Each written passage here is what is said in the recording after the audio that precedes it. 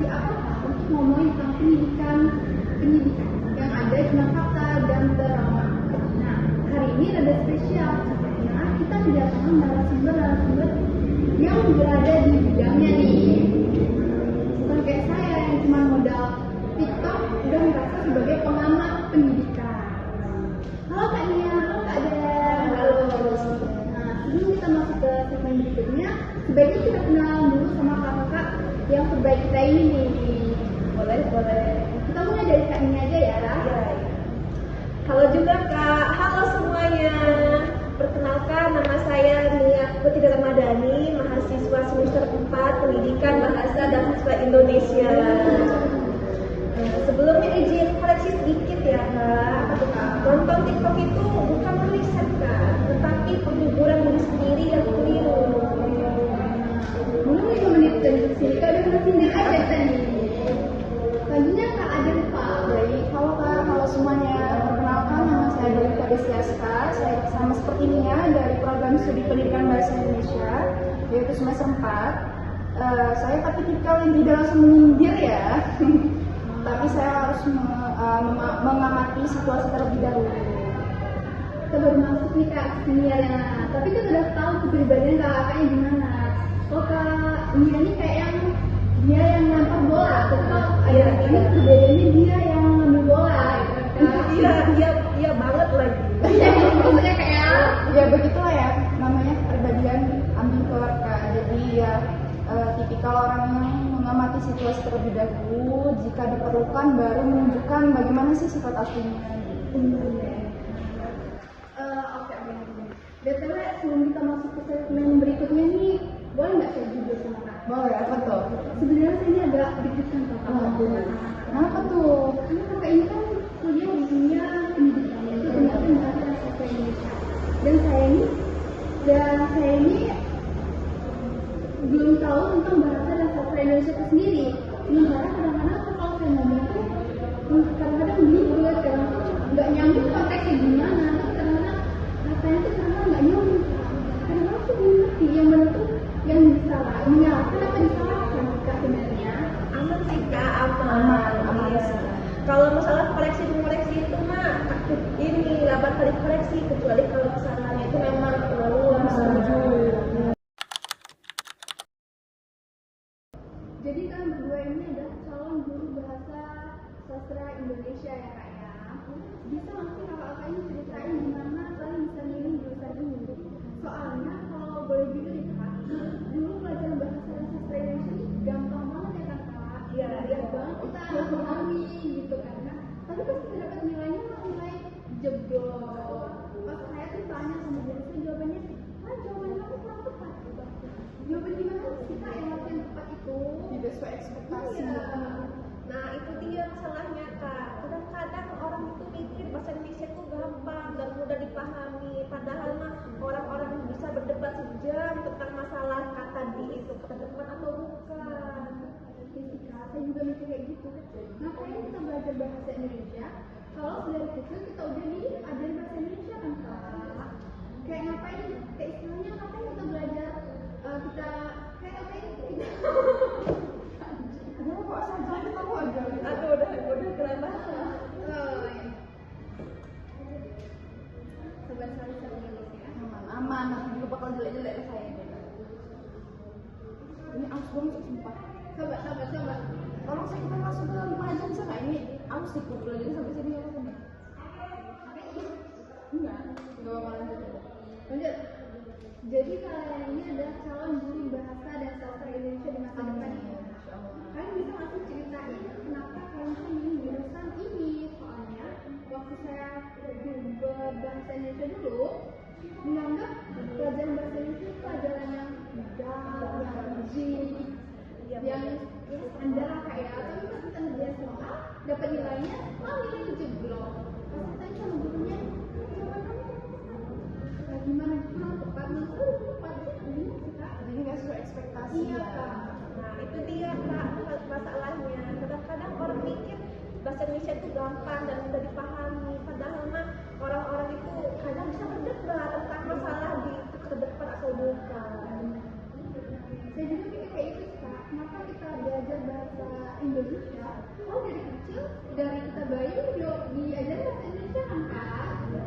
Kayak istilahnya ngapain kita belajar nyetir kalau kita masih bisa jalan kaki. Waduh, analoginya agak kurang nyambung ya, tapi masuk akal. Nggak apa-apa ya, nggak apa-apa. Jadi mungkin alasan mengambil prodi pendidikan bahasa dan sastra Indonesia ini alasannya itu mungkin terkait hobi.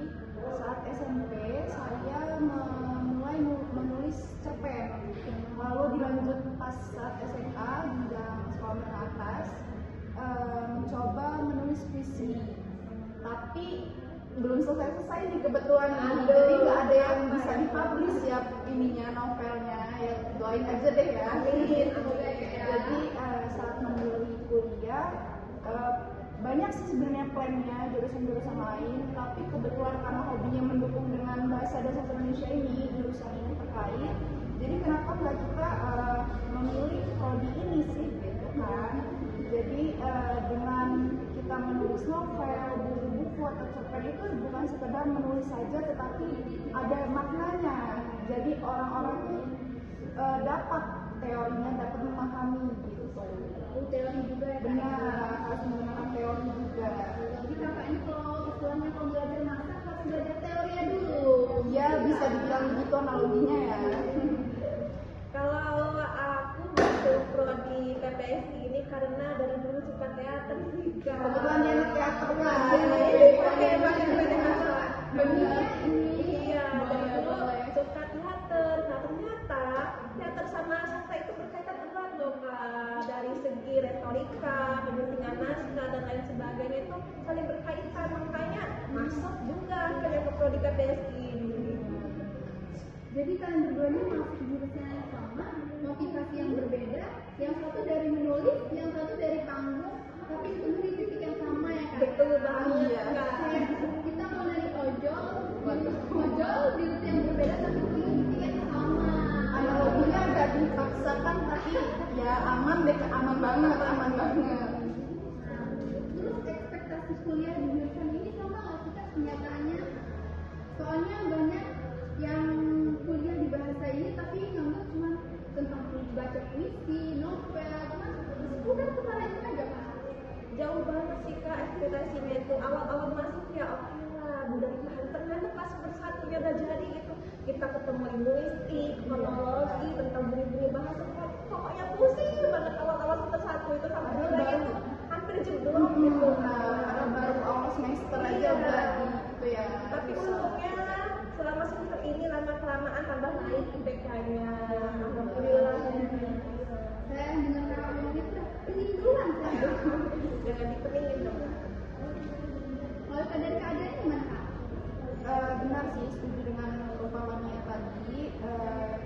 Apalagi ada bahasa, orang mengatakan bahasa Indonesia itu bahasa ibu ya, atau bahasa sendiri. Jadi dengan kita orang Indonesia sendiri, jadi harus memahaminya dengan akar-akarnya tuh. Jadi bukan sekedar teori lagi, bukan sekedar dasar teorinya, bukan sekedar dasar-dasarnya lagi, tetapi udah masuk ke dalam-dalamnya. Jadi harus memahami lebih dalam dari bahasa asing gitu. Jadi kesannya gampang di luar, tapi pas masuk ke dalamnya malah lebih rumit lagi ya kak. Nah, baru masuk ini analoginya. Wah, Aduh, jauh banget ini.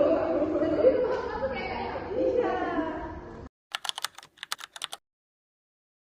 nah langsung kita masuk ke sesi selanjutnya nih kak. Kayaknya kakak udah aus ya kak ya. Aduh, betul Haus banget banget sih, Kak. sih, Iya. Ayo kita minum dulu kak. Boleh juga juga, kan? boleh juga. Boleh, boleh. Ya, pernah aja lah, kata masih banyak. Minum ya kak. Iya.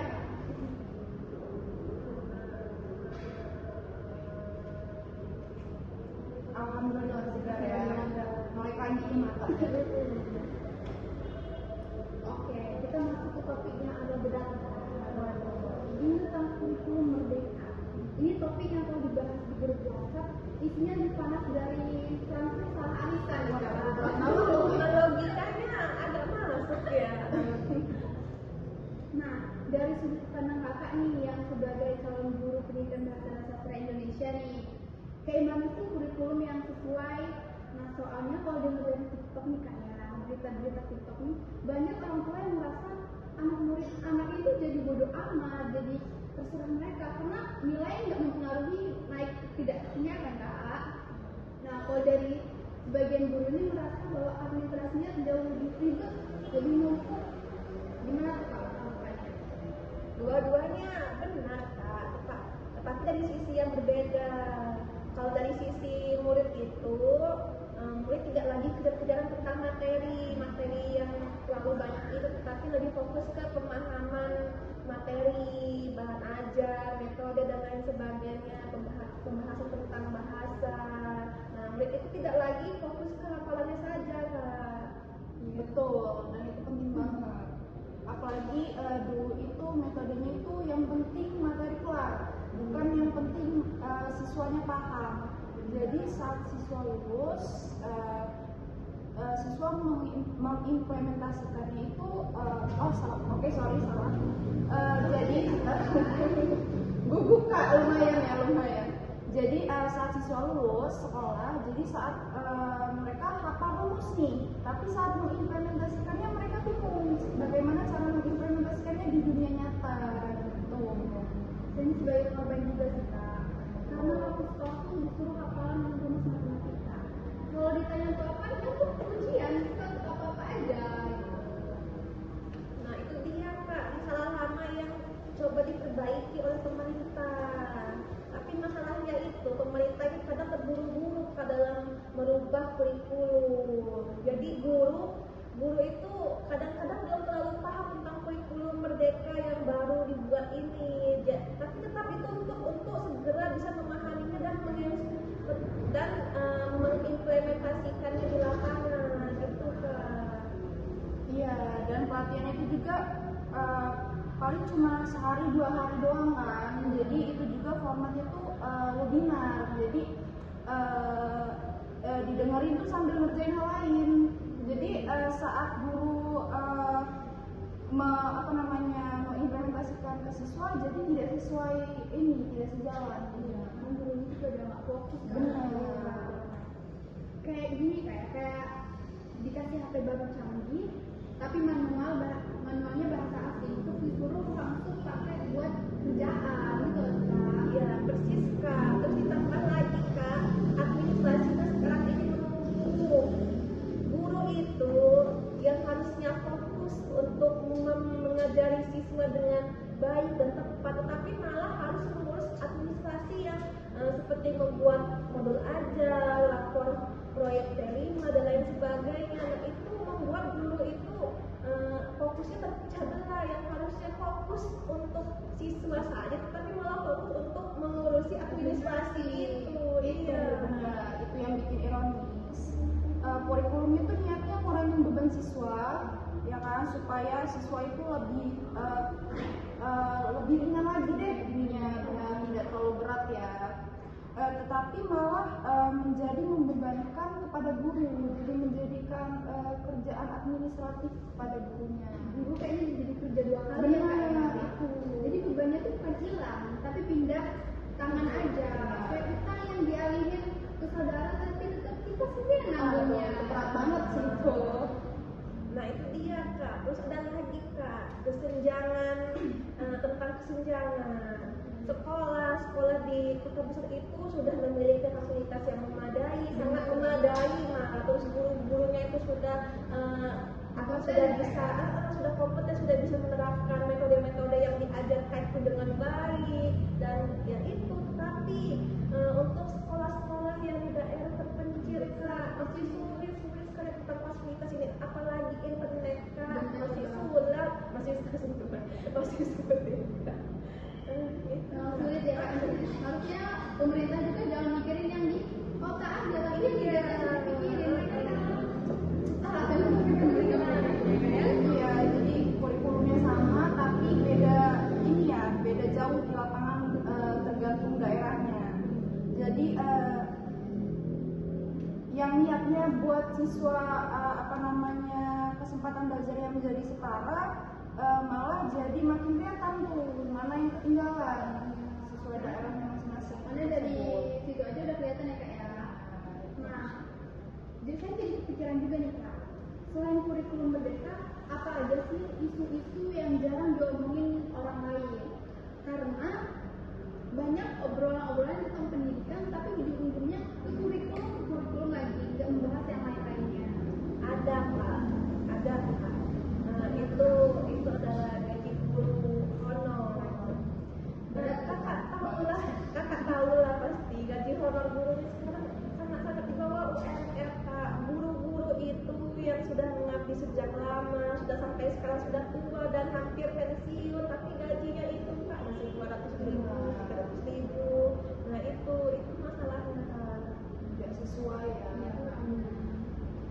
Ya, terus soal sistem zonasi PPDB ya, itu malah membuat itu tuh sebenarnya sudah setiap tahun kayaknya dibahas tentang soal zonasi PPDB zonasi ya maksudnya. Murid selalu ribut tentang Benar. Nah, implementasi itu sering bikin orang tua stres karena zonasinya itu nggak sesuai dengan apa sih namanya itu kualitas sekolah gitu loh. Tuh, jadi itu yang bikin malah membuat orang tua stres juga ya buat mendaftarkan anak ya agak susah ya untuk mereka mau zonasi. sekolah yang terbaik tapi terhalang Benar, sistem zonasi itu tersebut. mereka jadi serba salah gitu ya Kak ya. Tapi untungnya Kak, tahun-tahun ini sekarang udah dihapus zonasi. Benar, tahun ini udah nggak ada. Sekarang sistemnya prestasi, jadi kalau siswa itu prestasinya bagus pasti bisa masuk ke sekolah impiannya itu. Bukan tentang zonasi lagi, tentang Iya. muridnya harus dihitung lagi prestasinya biar masuk ke sekolah yang ternama. Oke. Jadi kalau bisa saya rangkum nih, ternyata bukan cuma kurikulum aja yang jadi PR ya Kak, ya. Ada lapisan-lapisan lainnya yang saling numpuk, mulai dari nasib guru sampai penerimaan murid baru. Betul Kak, dan semua itu saling berkaitan. Kalau kurikulumnya itu bagus, sudah sangat bagus, tapi kalau gurunya tidak sejalan, bagaimana? Kak, pasti tidak jalan kurikulum tersebut di sekolahnya.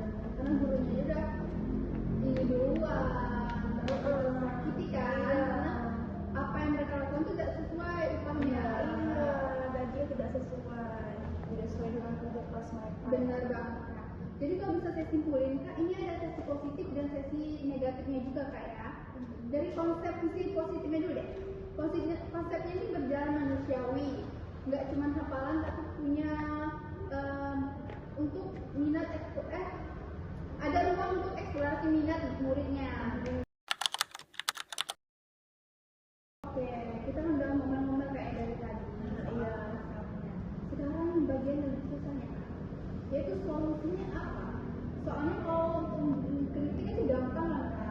Iya, aduh, Tapi iya, kalau iya. bicara soal solusi, jawabannya harus diperbaiki. Yang harus diperbaiki itu yang mana? Kalau ngomong aja kan mudah. Menurutku ya yang paling mendesak itu pelatihan guru ya yang benar-benar mendalam yang dapat kita ketahui tadi itu formatnya itu cuma sekedar webinar, jadi kayak cuma sehari 2 hari, harusnya itu bukan sehari 2 hari aja sih. Itu juga mungkin ya nggak apa-apa deh sehari 2 hari, tapi lebih kayak buat apa sih mentor buat mengajarkan kepada guru jika guru kesulitan ya di depan di lapangan gitu mungkin mentor tuh. Setuju saya sama Kak Adel. Lalu soal beban administrasi juga harus lebih disederhanakan.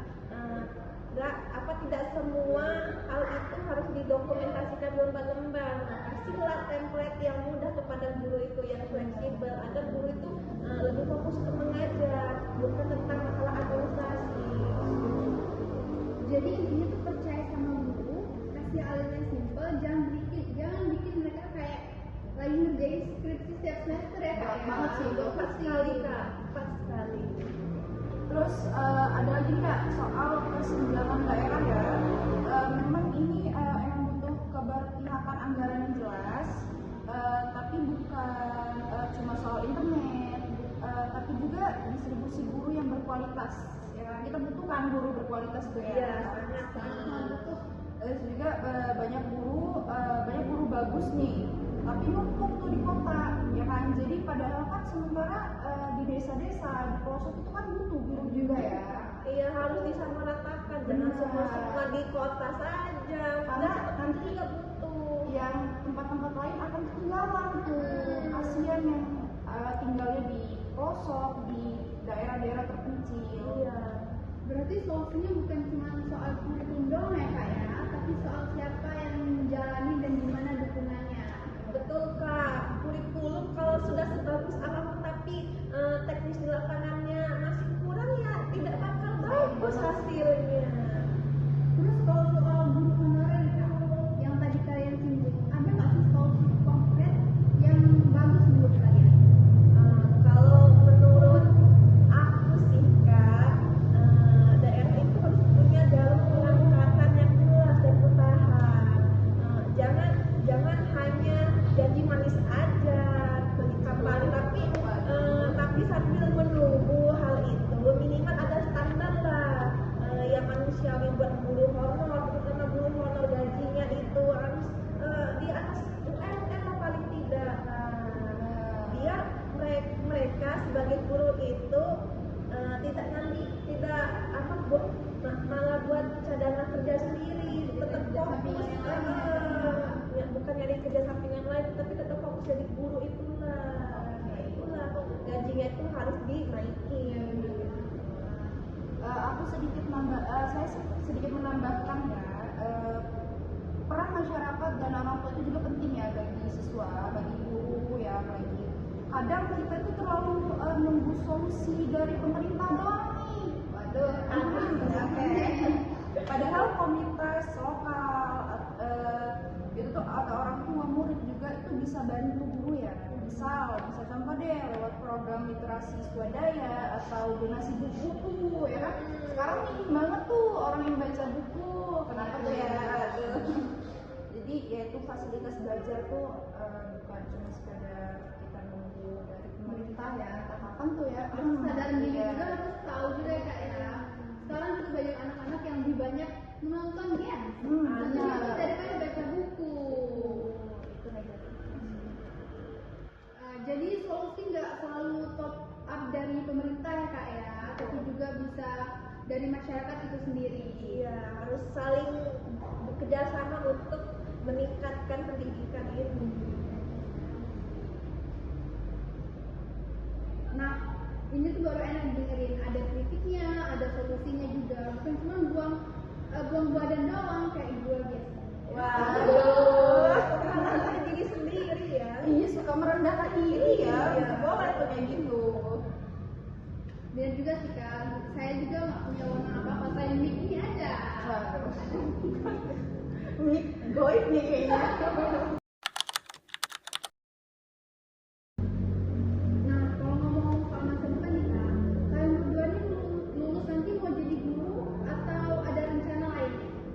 Soalnya kalau ngambil jurusan pendidikan tapi ujung-ujungnya kerja di bidang lain kan sama aja kak. Kalau aku ya kak, aku bakal tetap jadi guru sih tujuan utamanya. Tapi ada Setuju banget nih kak ya. tetapi ada kerja sampingan sebagai pelatih teater kak. Jadi bayanganku itu jadi guru, tapi aku jadi pelatih juga di ekstrakurikuler teater. Misalnya di sekolah itu belum ada ekskul teater di dalamnya, saya buat ada itu di sekolah itu. Kalau saya agak beda arah ya, tapi saya juga pengen ngajar, tapi saya juga serius pengen lanjutin novel tuh, karena ya itu tadi ya nggak kelar-kelar ya, jadi rasanya pengen banget tuh nge-publish novel gitu. Harus segera terbitin sih kak. Ya gimana ya, doain aja ya. Amin. Lumayan juga ya publishnya itu, jadi rencananya tuh saya pengen planning tuh dua-duanya bareng. Yang satu kadang ngajar kan tuh biasanya tuh paling ngajar tuh dari pagi sampai sore ya. Terus mungkin kalau sejenak ada istirahat pengen lanjutin biar ada yang bisa dipublish kan, biar bangga diri tuh gitu. Malang ya biasanya. Bener, ngajar di sekolah tuh sambil tetap produktif kan, nulis novel, cerpen gitu. Jadi biar novel itu bisa diterbitin. Amin. Amin ya, makasih doanya ya. Berarti kalian tipe yang nggak mau milih salah satu ya kak ya, maunya dua-dua dijalanin bareng. Betul kak. Karena aku ngerasain sendiri manfaatnya main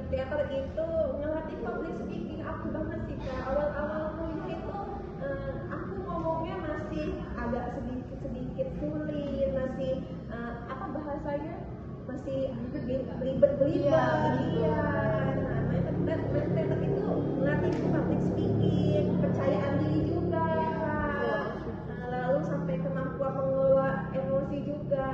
Apalagi kalau kita tiba-tiba ngajar di TK, SD, pasti emosinya agak naik turun ya Kak. Nah, itulah gunanya saya main teater di situ. Jadi bisa melatih emosi, iya, sebelum berada di lapangannya di sekolah.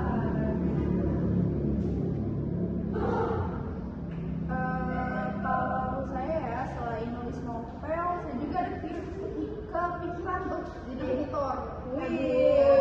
Mantap ini. Nulis kontennya freelance ya seperti itu ya, seperti kerja sampingan biasa muda. Mengembangkan kok, karena skill bahasa yang saya pelajari itu kan di kuliah itu kan sebenarnya terpakai juga tuh ya buat industri ya. Kayak bukan cuma buat ngajar doang gitu sih. Itu keseharian juga ya. Benar. Jadi lulusan bahasa sastra ini sebenarnya nggak sesempit yang orang kira ya Kak, ya. Bukan cuma jadi guru doang, tapi bisa jadi penerbit, bisa jadi seni pertunjukan, bisa bikin konten juga ini. Kalau dari kalau Kak Nia ini gimana nih?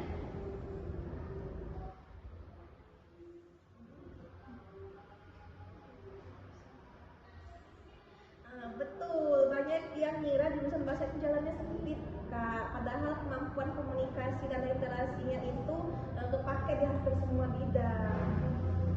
Kalau boleh jujur nih Kak, kalian pernah nggak sih merasa insecure gara-gara ngambil jurusan pendidikan ini?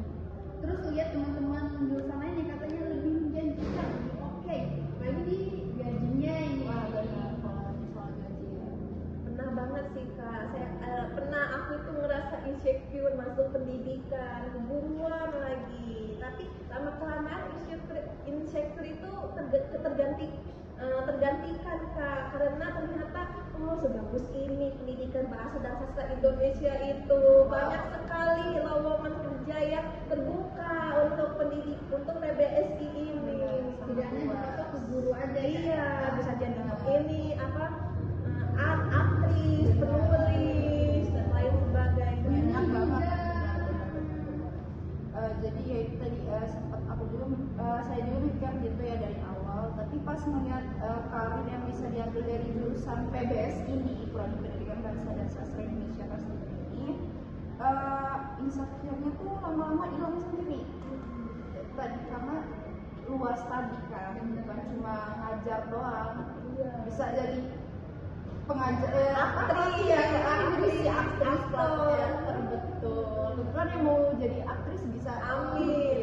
hubungi nomor WA yang di bawah. Waduh.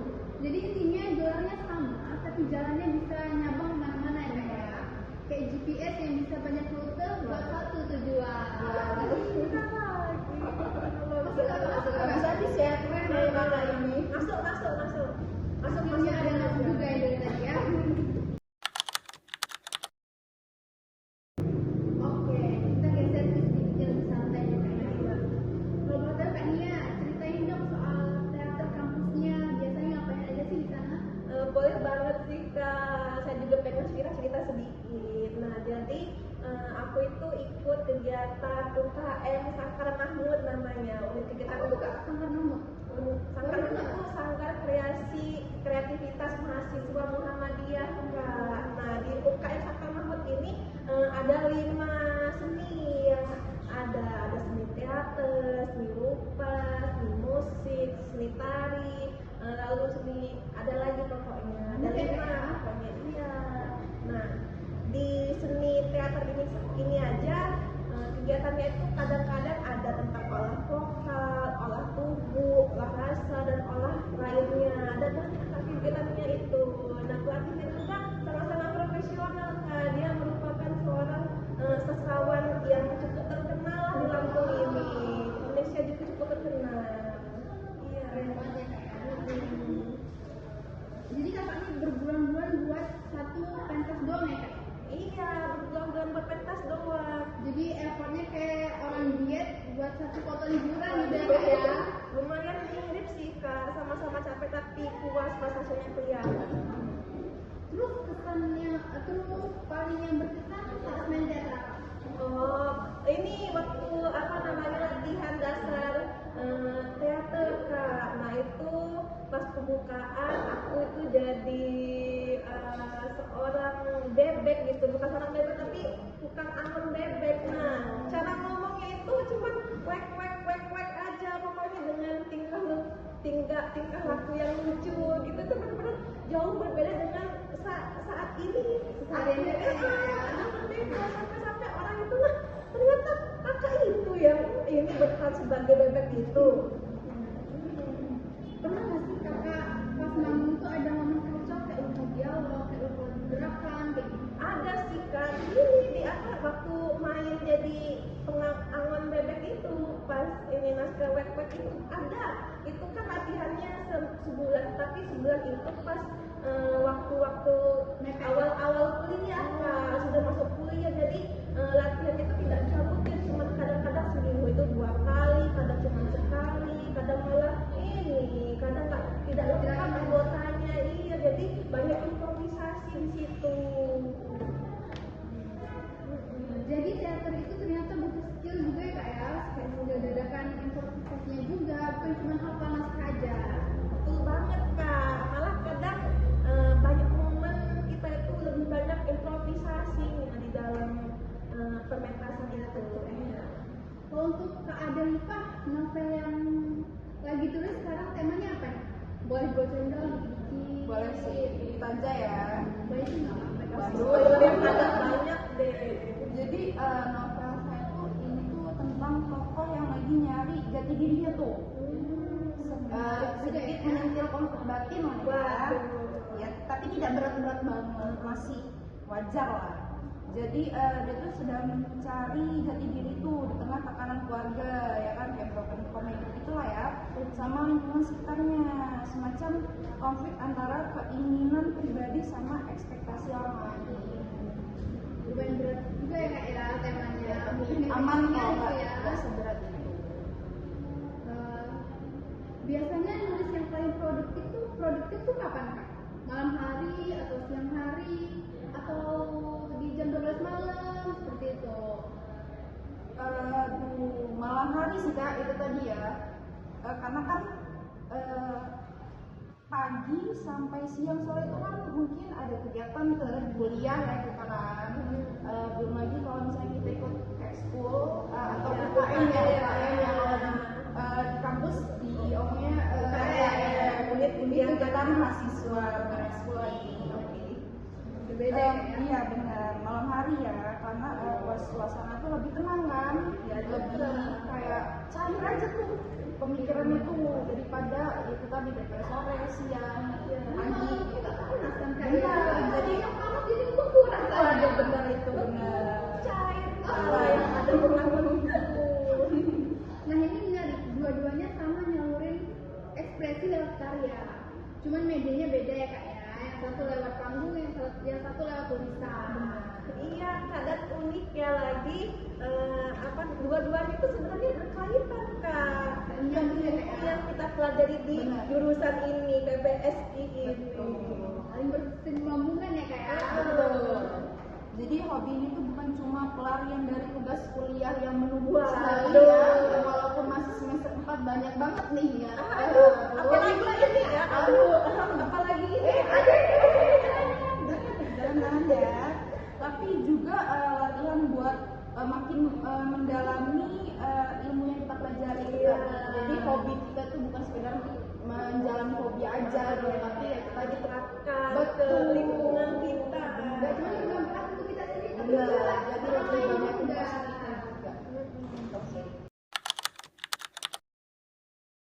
Oke, sebelum kita masuk ke sesi penutup nih kak, aku mau bikin sesi receh dulu nih. Seru Apa tuh kayaknya tuh? tuh. Semacam sesi tanya jawab silat, jawabnya harus cepat. Gak boleh mikir lama. Karena kalau pikiran kita ini agak lambat sedikit. Oh iya, gimana tuh? Iya. Boleh nggak tuh? Enggak, bercanda ya. Ya, ini bukan nanya kamu kan? Katanya ada utang, itu privasi aja kak. Itu privasi. Oh, privasi, oke. Iya. Menolong membayar utang. Oke, pertanyaan pertama nih kak. Kalau disuruh milih ngajak di penyiaran kayak pasar atau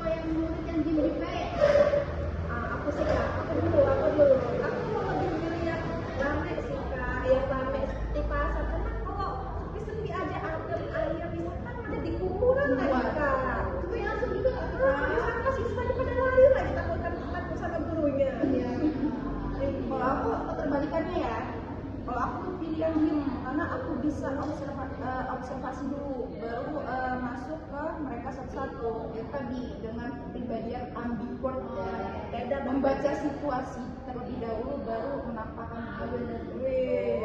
Penampakan apa? Menampakkan diri ya, bukan hantu ya. Aku dong serem. Konsisten banget ya sama kepribadian kalian berdua yang dari awal. Oke, pertanyaan kedua nih. Buat Kak Adelita, kalau novel untuk kamu filmkan maunya di sutradari siapa? Tinggi banget ya pembahasan. Berat sih ini ya, belum sampai ke sana sebenarnya. Tapi saya maunya sih sutradaranya yang detail sama karakter ya, bukan yang buru-buru ke konflik doang. Jadi kayak secara ulet deh. Jadi hati-hati juga. Style juga ya. Jawabannya aman banget ya Kak ya? Aman banget. Jak gitu tuh. Oke, buat Kak Nia nih, kalau mau jadi kepala sekolah sehari, Waduh. sehari ini kayak jam setahun ya. Kebijakan pertama apa yang mau Kakak keluarin? Menurut aku sih, ya pasti yang pertama itu peraturan yang tidak penting itu lah Kak. Seperti misalnya Kak, yang sering dilakuin sama guru BK itu, potong rambut karena panjang, ini anak laki-laki potong rambutnya itu padahal tidak mengganggu cara dia belajar loh Kak. Tapi kenapa waktu juga nggak mau kan? Sampai sekarang masih diperdebatkan sih itu. Pakai gelang, pakai anting, Saya masih dendam sama orang-orang musik ya Kak ya. pakai selang, masa tidak boleh kan bisa ke sekolah? Nanti Aduh. ini muka ini siswinya Gosok banyak dendam tersendiri ya sepertinya. kata-kata tidak penting itu tuh yang harus diubah Kak. Bisa di handle semua ya Kak ya. Wah, ini bisa jadi pendidikan buat ini reformasi. Makanya jadi cari aja nih ya, nggak selalu Harusnya susah sih bergajinya dapat Beda cerita kayaknya ya. hidup singkat, jabatan juga singkat, harus dimanfaatin. Iya benar. Masa kita hidup nggak selamanya di dunia Iya, ini. dan duit itu susah dicari Kak. Apalagi udah jadi kepala sekolah. Iya, Kak. Kita harus bermanfaat sebagai orang.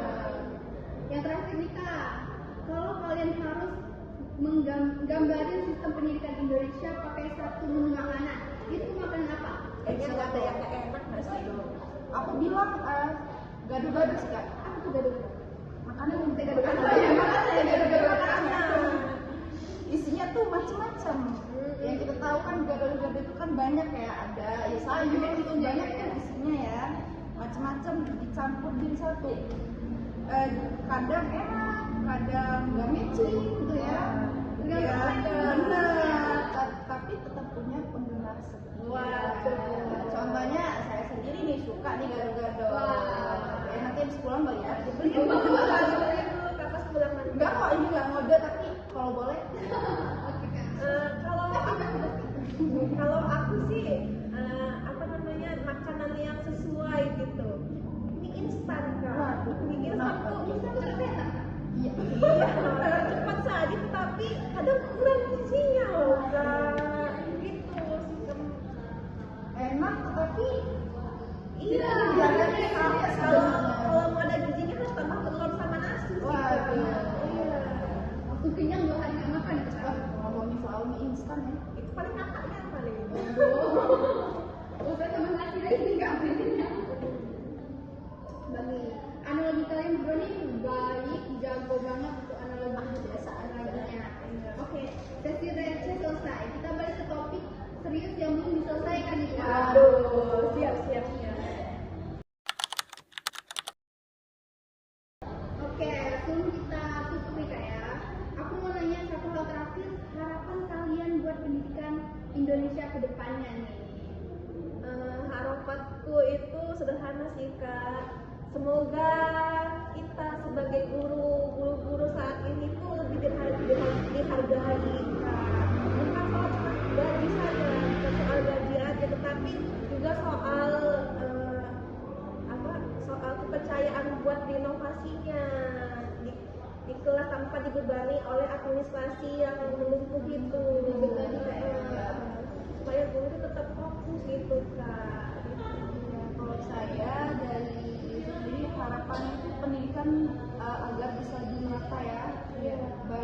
kota, daerah terpencil, desa itu kalau bisa harapannya itu ya untuk pendidikan disamaratakan. Jadi jangan sampai ada yang tertinggal lokasi anak-anaknya itu kan karena hak mereka sendiri itu kan. Fasilitasnya juga harus diperbaiki. Dan semangat juga itu kan makin banyak ruang buat siswa mengembangkan bakat mereka dari olahraga, contohnya dari sastra ini seperti kalannya ini ya, teater di materi-materi biasa aja di luar itu. Jangan fokus ke akademiknya saja, tapi akademik juga bisa dikembangkan sama jangan melulu soal nilai Al-Quran, tapi nilai non akademiknya juga. Kembangkan juga ya Kak.